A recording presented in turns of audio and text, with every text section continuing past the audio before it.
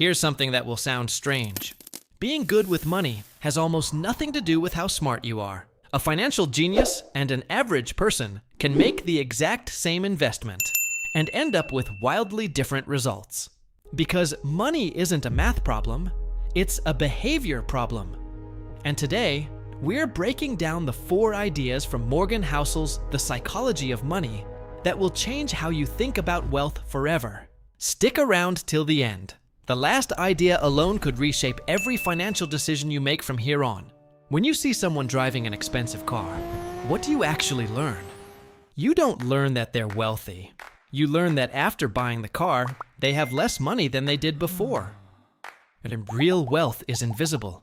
It's the car you didn't buy, the upgrade you skipped. It's not what's spent. It's what's saved and left quietly growing. Housel makes this distinction simple. Being rich is visible income. Being wealthy is the money you never see, because it was never turned into stuff. Practical step. Today, pick one purchase you are about to make purely to be seen, and skip it. Move that money into savings instead. That single choice is wealth building in action. Most people only save for something specific, a house, a vacation, retirement. But Housel argues the most powerful savings have no name at all. He calls it saving for flexibility, money set aside for whatever life throws at you.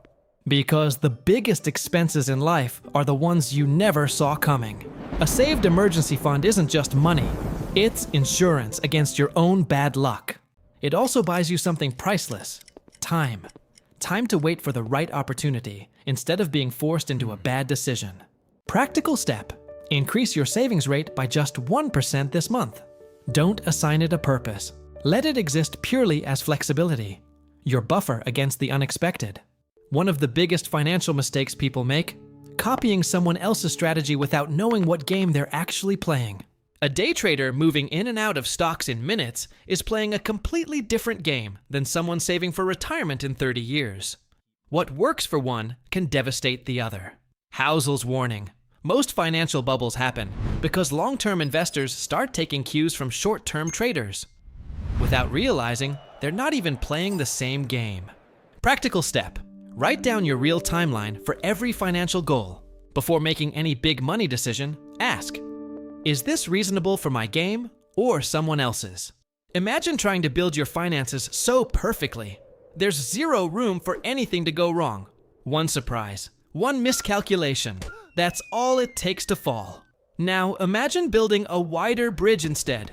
One designed to survive surprises, not just avoid them. That's what Housel calls margin of safety. You don't plan for a perfect outcome.